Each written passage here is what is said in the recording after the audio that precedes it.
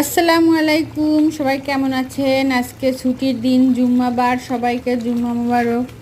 তো আজকে ছুটির দিনে সবাই ভালো মন্দ রান্না করে, তো আমিও আজকে একটু ভালো মন্দ রান্না করলাম।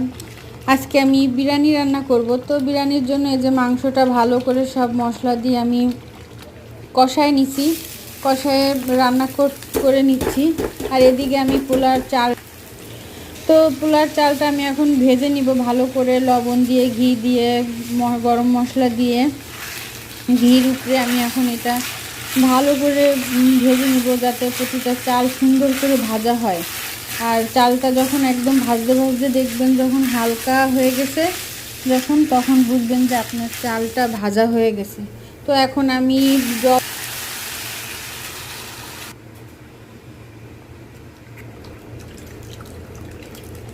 পানি দেওয়া হয়ে গেছে, এখন আমি দুধ দিয়ে দেব।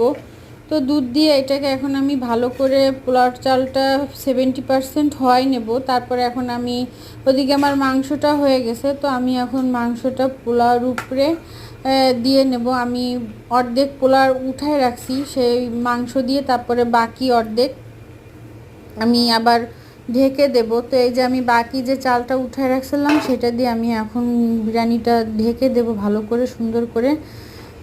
ঢেকে দেওয়া হয়ে গেলে আমি আস্তে করে এখন এটার উপরে আমি সুন্দর করে কিছু আলু বোখারা, তারপরে কিছু কিশমিশ, এইগুলো কাঁচামরিচ দিয়ে দিলাম। তারপরে আমি সুন্দর করে এখন আমি ব্রেস্তা দিয়ে দেব উপরে ছিটিয়ে। তো ব্রেস্তাটা দিলে কিন্তু বিরিয়ানিতে দেখবেন বাবুর্চিরা অবশ্যই ব্রেস্তাটা দেয়, ব্রেস্তাটা দিলে ভালো লাগে বিরিয়ানিটা। আর আমি সাথে আবার একটু উপর থেকে ঘি দিয়ে দেব।